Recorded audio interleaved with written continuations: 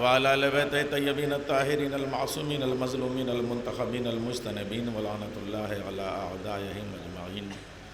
اما بعد فقد قال ابا عبداللہ الحسین علیہ الصلاۃ والسلام بسم اللہ الرحمن الرحیم یا قوم اما تنظرونی کیف الصبی یتلظی۔ عزاداران مظلوم کربلا، علمداران ابوالفضل العباس، ماتمداران شبیہ پیغمبر حضرت علی اکبر، حبیب ابن مظاہر کے غلاموں، میرے بزرگوں، علی اکبر کے ماتمیوں، میرے نوجوانوں، اون محمد کی غلامی کا دھم بھرنے والے میرے چھوٹے بھائیوں، شہزادی زہرا کی کنیزوں، میری ماؤں، زینب کی کنیزوں، میری بہنوں، سکینہ کی کنیزوں، میری بیٹیوں، تم سب دور دور سے آئی ہوئی ہو میری ماؤں اور بہنوں۔ مجھے اس بات کا اندازہ ہے، کوئی کسی گاؤں سے، کوئی کسی بستی سے، کوئی کسی موضع سے، لیکن جو بہن بھائی کے ساتھ آئی ہے وہ صبح کو جیسے ہی سید الشہداء کے دفن کا منظر ہوگا اپنے بھائی کے ساتھ واپس جائے گی۔ جو بیٹی اپنے باپ کے ساتھ آئی ہے، خدا سلامت رکھے تمہیں کوئی غم نہ دے سوائے غم مظلوم کربلا کے، وہ اپنے باپ کے ساتھ صبح چلی جائے گی، زیادہ دیر کی بات نہیں ہے۔ جو بھتیجی چچا کے ساتھ آئی ہے وہ چچا کے ساتھ کچھ یاد آیا، ہاں ایک گھرانہ 2 محرم کو کربلا آیا تھا، لیکن جب 11 محرم کو مائیں چلی ہیں تو ام لیلہ چلی، علی اکبر کلیجے میں برچھی کا پھل کھا کے جنگل میں سو گیا۔ ام رباب جا رہی ہے، جھولا اجڑ گیا، گود ویران ہو گئی۔ ام فروہ چلی ہے، چاند زندہ پامال ہو گیا۔ ارباب عزا زینب چلی ہے، حسین کا سر جا رہا ہے۔ ابھی انجمن غنچہ مظلومیہ نہ ہو ماتم کرے گی میرے بھائی محمد، ہم لوگوں نے سیریا میں سفر کیا ہے ایک ساتھ اور 40 کا ماتم کیا ہے وہاں چہلم کا شہزادی زینب کے ہاں۔ ابھی آپ نے نوحہ سنا مولا سجاد کا، رکوع کے عالم میں کیفیت میں سفر کرنا، بی بی سکینہ کا۔ میرا بھائی بھی ایک نوحہ پڑھے گا، 2 جملے پہلے کہہ دوں تاکہ بات پوری ہو جائے۔ ارباب عزا، میں کیا کہہ رہا تھا؟ بہنیں بھائیوں کے ساتھ جائیں گی، بھتیجیاں چچاؤں کے ساتھ جائیں گی، بیٹیاں باپ کے ساتھ جائیں گی، لیکن آپ کو بتاؤں جو قافلہ شام کے بازار میں چل رہا تھا اس میں مردوں کی حالت کیا تھی؟ لوگ کہتے ہیں سجاد کا مقتل پڑھ دو، میں سجاد کا کون سا مقتل پڑھوں؟ کوفے کے بازار والا، شام کے بازار والا۔ شام کے بازار میں ہاتھ جوڑ کے سکینہ کہتی تھی، بھیا سجاد تو وقت کا امام ہے، دعائیں مانگ، میں مر جاؤں تو نہ مرے، اس لیے کہ اگر میں مر گئی تو تو مجھے کفن تو دے سکتا، کفن نہیں ملے گا، دفن تو کر سکتا ہے، لیکن اگر تجھے موت آ گئی تو ہمارے پورے قافلے میں مردوں میں کوئی نہیں ہے جو قبر میں کسی کو اتار سکے۔ اچھا اب ایک مرثیہ پڑھنے لگا ہوں مولا امام حسین کا، جو انہوں نے پڑھا تھا، یا قوم اما تنظرونی کیف الصبی یتلظی۔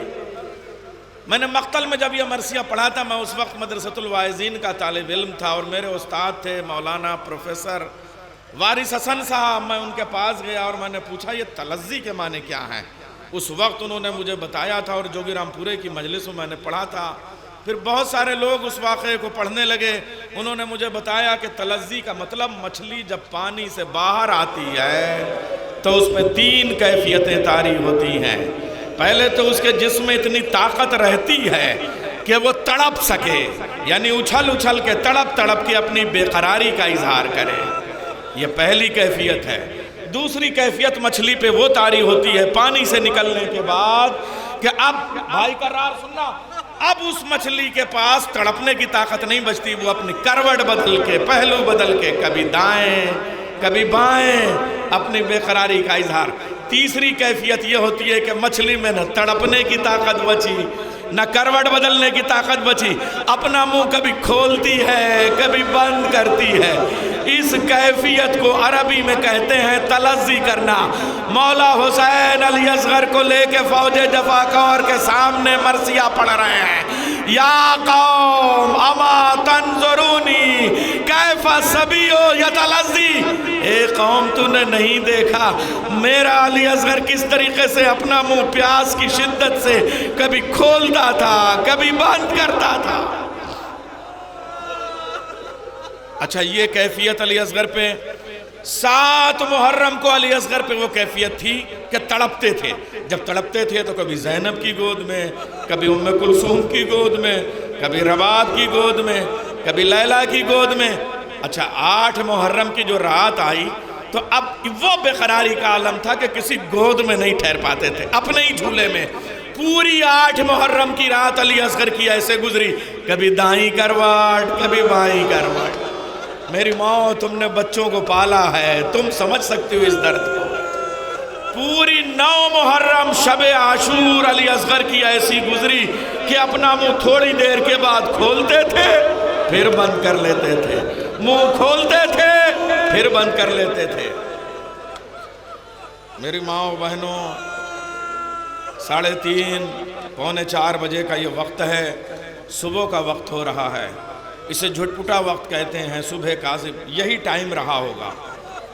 ام رباب اپنے خیمے میں، چونکہ جھولا برآمد ہونا اس لیے ابتدائی مرحلے میں پہلا جملہ کہنے جا رہا ہوں۔ مصائب کا پہلا جملہ میری ماں تم مجھے بتانا، ایک بچے کی پیاس بجھانے کے لیے کیا گھونٹ 2 گھونٹ پانی چاہیے، گلاس 2 گلاس پانی چاہیے، کیا آپ خورے میں کوزے میں پانی چاہیے؟ نہیں، ایک ماں خالی اپنی انگشت شہادت پانی میں ڈبوتی ہے، بچے کے منہ پہ پھیر دیتی ہے، بچے کے لیے بہت ہے۔ ہائے ام رباب اتنے سے پانی کو ترس گئی۔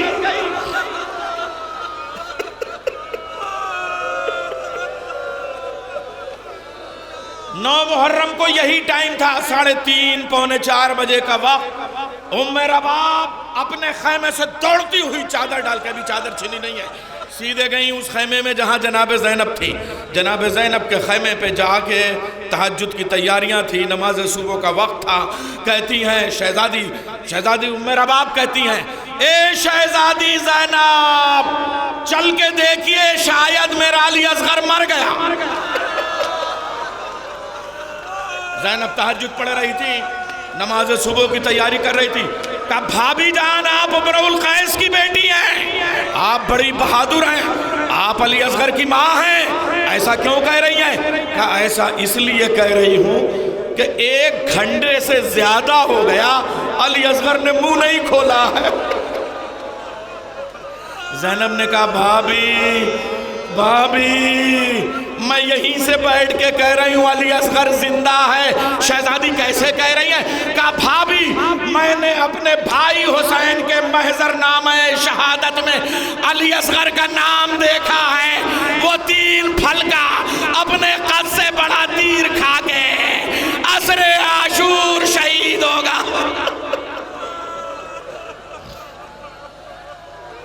ارباب اعظم ہائے بس وقت اتنا نہیں ہے کہ میں شہادت پڑھ سکوں۔ مجھ سے میرے بھائی نے کہا کہ چوتھے امام کا مصائب اور بیچ میں، ہم ذاکروں کا کام یہ ہوتا ہے کہ ہر عزادار کے دل کی بات رکھ لیں۔ میں چوتھے امام سے ملا کے حضرت علی اصغر کے مصائب پڑھ دیتا ہوں۔ ہمارا سلام ہو مختار پہ جس نے خون حسین کا انتقام لیا۔ اصلی انتقام تو امام زمانہ لیں گے، مگر تھوڑا سا دل ٹھنڈا کیا۔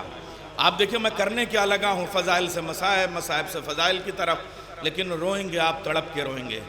حضرت مختار ثقفی نے جب اپنے سپاہی کے ہاتھوں عمر سعد ملعون کا سر مولا سجاد کے پاس بھیجا تو عرب میں اس وقت مغرب سے پہلے کھانا کھا لیا جاتا تھا، چونکہ مغرب اس وقت دیر میں ہوا کرتی تھی اور روشنی کا وہ اہتمام نہیں ہوتا تھا، وہاں کی تہذیب تھی۔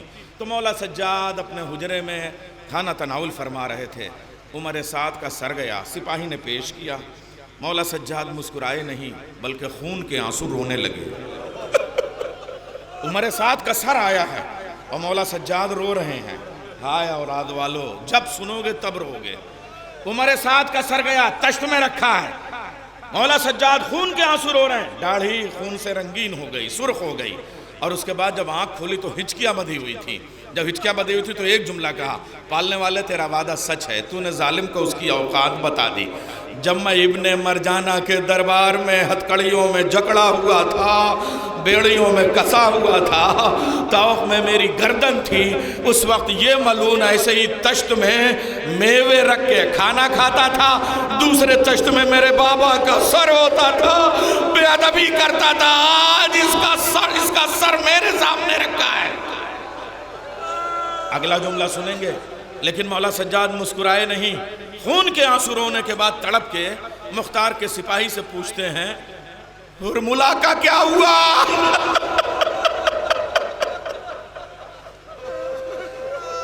ہرملا کہاں ہے؟ مختار سے کہنا کہ مجھے علی اصغر کے قاتل کا سر نہیں ملا۔ سپاہی دوڑتا ہوا آیا حضرت مختار کے پاس، حضرت مختار نے پوچھا کیا ہوا؟ عمر سعد کا سر میرے مولا کی خدمت میں پیش کیا، کیا کیفیت تھی؟ کہا مولا بہت خوش نہیں تھے، تڑپتے تھے، اٹھ کے چلنے لگتے تھے اور بار بار پوچھتے تھے ہائے میرے علی اصغر کا قاتل کہاں ہے، ہائے میرے علی اصغر کو تیر مارنے والا۔ مختار نے سر سے تاج زمین پہ پھینکا، تخت سے اٹھا اور کہا خون حسین کی قسم، اب جب تک ہرملا کا سر کاٹ کے مولا سجاد کے پاس نہ بھیج دوں راتوں کو سوؤں گا نہیں، اگر وہ زمین کی تہوں میں بھی چھپا ہے تو مختار نکال کے لائے گا۔ تھوڑے دن نہیں گزرے تھے کہ سپاہیوں نے مختار کی مشکیں کس کے مختار اور خولی دونوں کو اسیر کر کے جا کے مختار کے دربار میں ہرملا اور خولی دونوں کو اسیر کر کے حضرت مختار کے دربار میں پیش کیا۔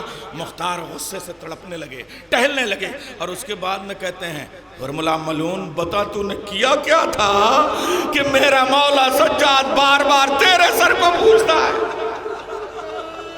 اس نے کہا امیر میرا سر کاٹ دے مگر مجھ سے میری خطا نہ پوچھ، وقت بڑی تیزی سے بڑھ رہا ہے، مگر مجھ سے میری خطا نہ پوچھ۔ کہا تجھے بتانا پڑے گا تاکہ مقتل محفوظ ہو اور میں مولا سجاد تک تیرا سر پیش کروں۔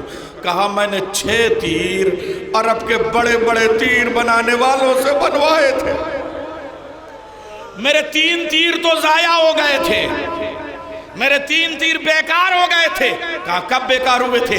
کہا جب میں علی اصغر کی گردن پہ نشانہ مارتا تھا نا تو کبھی فاطمہ زہرا اپنا گلا بڑھا دیتی تھی، کبھی علی مرتضیٰ، کبھی محمد مصطفیٰ، میرے ہاتھ کانپ جاتے تھے، تیر گر گئے۔ کہا باقی 3 تیروں کا کیا کیا؟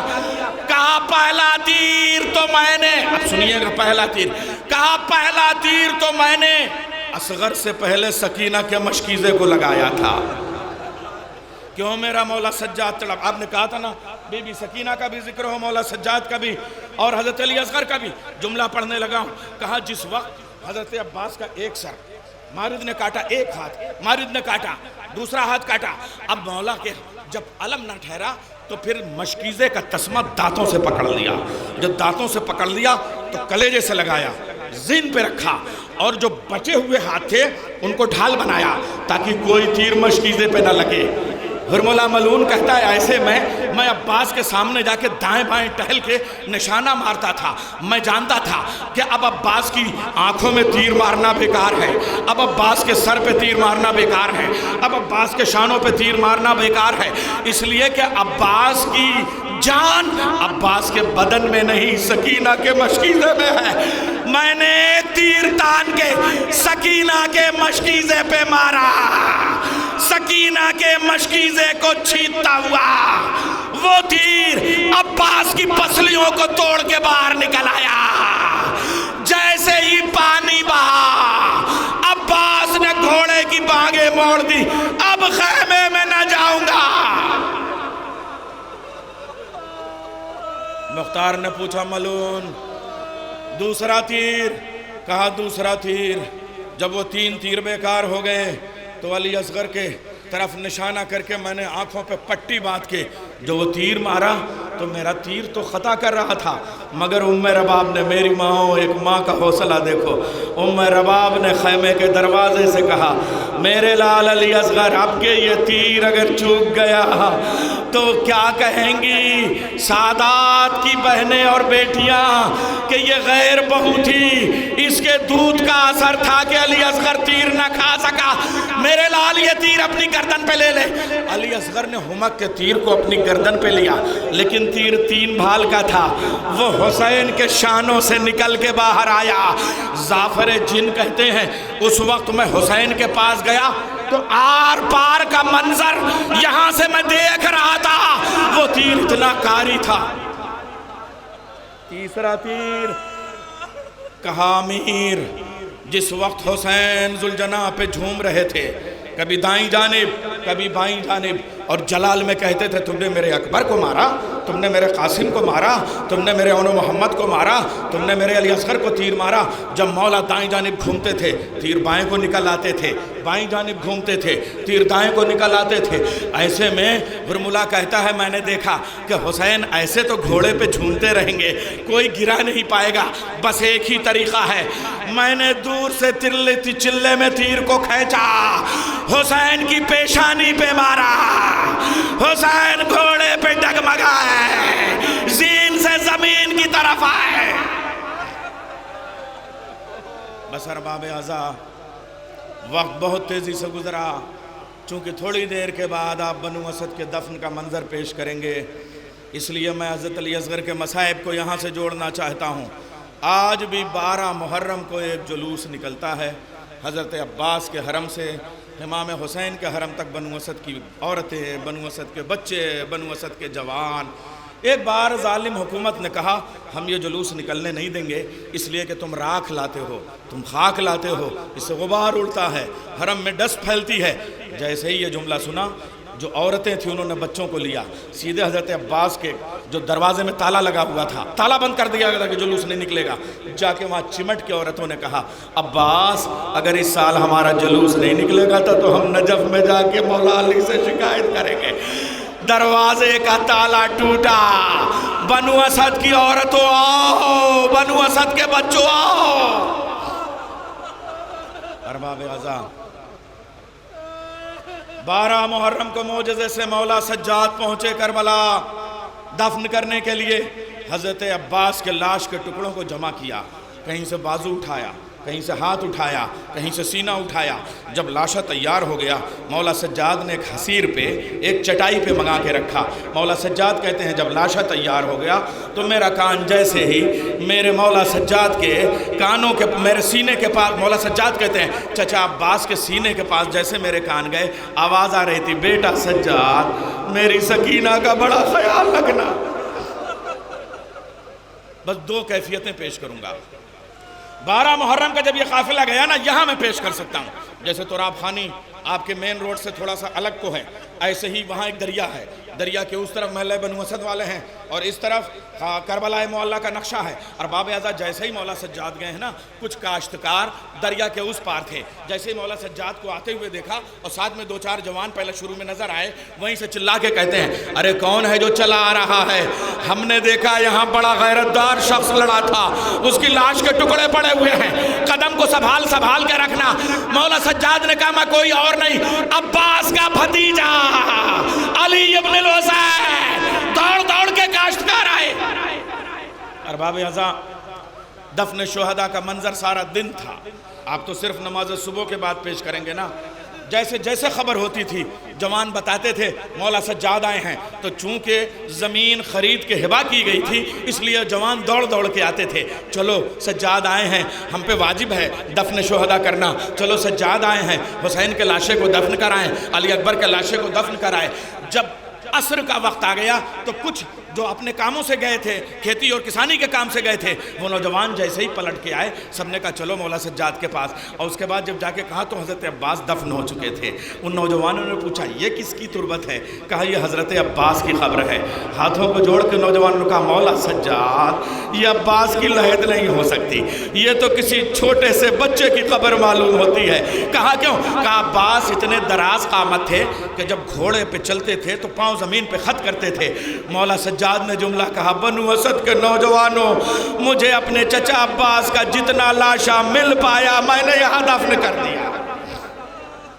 ارباب عذاب ایک منظر، مولا سجاد لے کے چلے ہیں، منزل ہے امام حسین کے لاش کے ٹکڑوں کو، 9 جگہوں پہ امام حسین کی لاش کے ٹکڑے موجود تھے، 9 جگہوں سے چن چن کے مولا سجاد نے چٹائی پہ رکھا ہے۔ جب لے کے چلے ایک آواز آئی سجاد رک جاؤ میں آدم، جب شمر کی پہلی ضرب لگی تھی میں واپس آ گیا تھا، آج کاندھا دینے آؤں گا۔ آپ جنازے میں جو کاندھا دیتے ہیں منزل دیتے ہیں نا، یہ سیرت سجاد ہے ارباب عذاب۔ تھوڑی دور کے بعد میں سجاد رک جاؤ میں آیا، کون؟ کہا دوسری ضربت پہ چلا گیا تھا نوح، تیسری ضربت پہ چلے گئے تھے ابراہیم، وہ سب آئے ہیں۔ ارباب عذاب جیسے ہی سجاد بڑھے نا، ایک آواز آئی سجاد رکو میں تمہارا نانا محمد مصطفیٰ حسین کو دفن کرنے کے لیے آ رہا ہوں۔ سجاد چلے، 2 قدم اور آگے بڑھے تھے، آواز آئی سجاد رکو میں تمہارا بابا علی مرتضیٰ۔ اے سجاد خیبر کا دروازہ اٹھانا آسان تھا، حسین کا لاشا اٹھانا مشکل ہے، میں آ گیا۔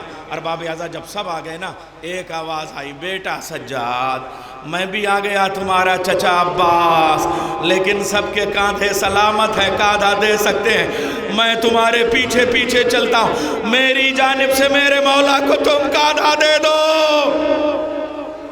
ارباب عذاب جب حسین کی لاش کے ٹکڑے رکھے ہیں چٹائی میں اور دفن کرنے لگے نا، تو اب کے کچھ بزرگ دوڑتے ہوئے آئے، ان کو اطلاع ملی، اور جب آئے تو آنے کے بعد دیکھے کہتے ہیں سجاد آپ وقت کے امام ہیں، اجازت ہو تو ایک سوال کریں۔ کہا یہ سب کس کی لاش کے ٹکڑے ہیں جو دفن کر رہے ہیں؟ کہا میرے بابا حسین کے۔ کہا ہماری بھی عمر گزری ہے، ہماری بھی عمریں 75 سال 80 سال کی ہو گئی ہیں، ہم جانتے ہیں یہ سارے لاش کے ٹکڑے تو لگتے ہیں کہ 57 سال کے کسی بزرگ کی لاش کے ٹکڑے ہیں، مگر سینے پہ جو تھوڑے سے گوشت کے ٹکڑے ہیں یہ تو کسی بچے کی گوشت کی لاش کے گوشت لگتے ہیں، یہ کس کا گوشت ہے؟ کہا یہ کوئی اور نہیں، میرا بھیا علی اصغر۔ جب حسین کا لاشا پامال ہو رہا تھا تو ہاتھ اٹھا کے حسین نے علی اصغر کو اپنے سینے پہ رکھ لیا تھا، گھوڑے کی ٹانپیں حسین کے سینے پہ علی اصغر کو پامال کر گئی۔ اب قیامت میرے بھیا علی اصغر کا دفینہ میرے بابا حسین کا سینہ ہوگا۔